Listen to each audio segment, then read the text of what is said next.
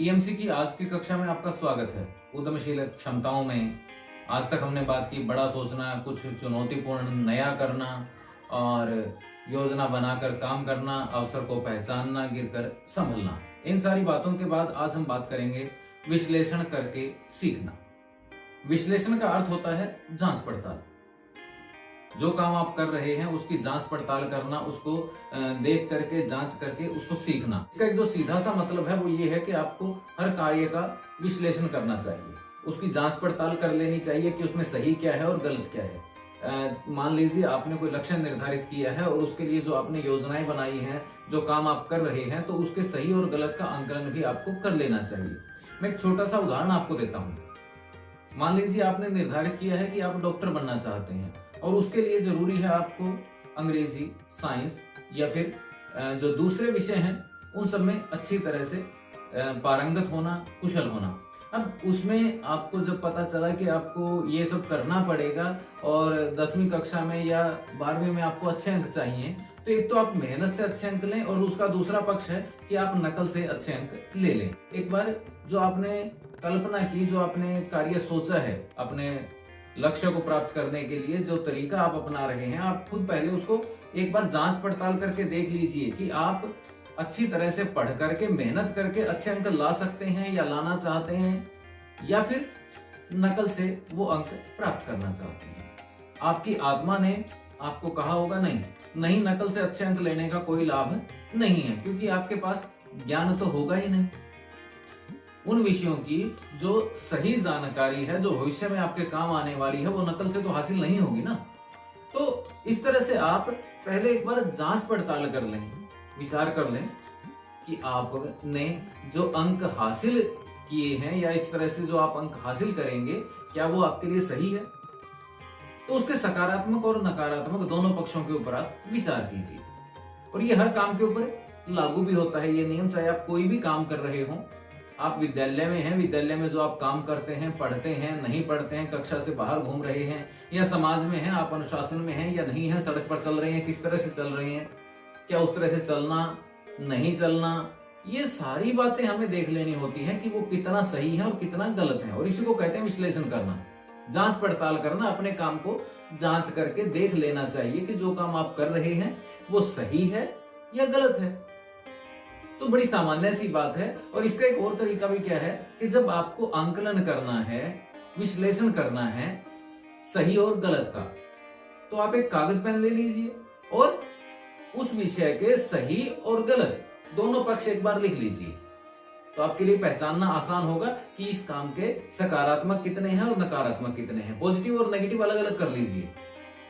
तो अगर पॉजिटिव और नेगेटिव अलग अलग करके आप देख लेंगे तो आपको पता चल जाएगा कि उस कार्य के बारे में जिसके बारे में आप विचार कर रहे हैं, उसको करना आपके लिए सही है या गलत है।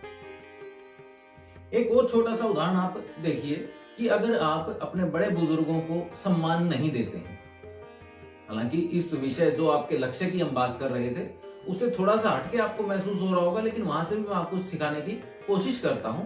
आप अपने बड़ों का सम्मान नहीं करते हैं, आपको लगता है कि नहीं उनको कुछ नहीं पता, उनको आप क्या पता कि डॉक्टर कैसे बना जाता है, कैसे नहीं बना जाता है। आप उनका तिरस्कार करते हैं, आपको उनको कहते हैं कि नहीं आपको कुछ नहीं पता। आपको क्या पता डॉक्टर कैसे बना जाता है? आप कोई डॉक्टर थोड़े हैं, आप कोई पढ़े लिखे थोड़े हैं, आपको नहीं पता इस बारे में, आपको तो नॉलेज ही नहीं है।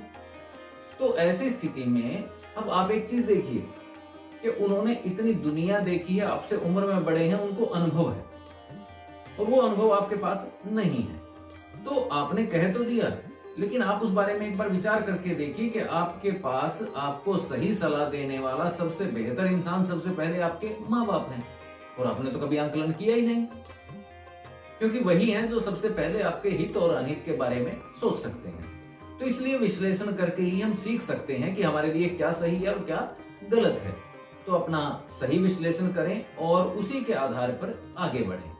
उसी तरह से मैं फिर एक बार पूरे जो उद्यमशील क्षमताएं हैं उनको जोड़ देता हूं कि अगर आप बड़ा सोचेंगे, बड़े सपने देखेंगे, तो फिर आपको कुछ नया और चुनौतीपूर्ण करना होगा, योजना बना करके कार्य करना होगा और अवसर को पहचानना होगा, फिर अगर कहीं आपको लगता है कि आप गिर रहे हैं तो आपको संभलना होगा, भविष्य के लिए तैयार रहना होगा, हार नहीं माननी है।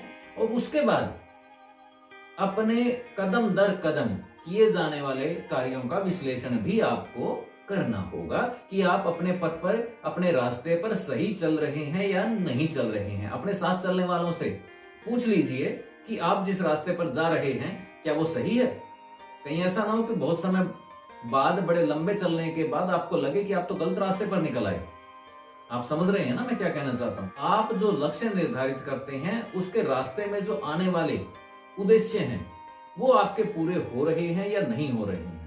नहीं हो रहे हैं तो विश्लेषण कीजिए, उसका आंकलन लगाइए कि सही क्या है और गलत क्या है। आज की इस कक्षा में इतना ही। बस आपको करना क्या है, आज की गतिविधि में आप एक कागज उठाएंगे और अभी जो आपने अपने लिए कोई लक्ष्य या उद्देश्य कभी सोचा था, मान लीजिए अभी पिछली कक्षा में आपने सोचा था मैं इतने अंक लूंगा, और वो पूरा हुआ कि नहीं हुआ, या कोई और भी काम आपने सोचा हो वो पूरा हुआ तो क्यों हुआ, नहीं हुआ तो क्यों नहीं हुआ, उसके सकारात्मक और नकारात्मक यानी पूरा होने के पीछे कारण या ना होने के पीछे कारण, उनके सही और गलत दोनों को अलग अलग करके आप लिख करके एक गतिविधि पूरी करेंगे। उससे आपको खुद पता चलेगा, आप खुद आंकलन कर पाएंगे, विश्लेषण कर पाएंगे कि क्या समस्या रही है। तो मुझे आपकी प्रतिक्रिया का इंतजार रहेगा और आज की गतिविधि आपकी यही रहेगी कि आपको कागज पेन उठाना है और अपनी बातों को लिख देना है, सही और गलत।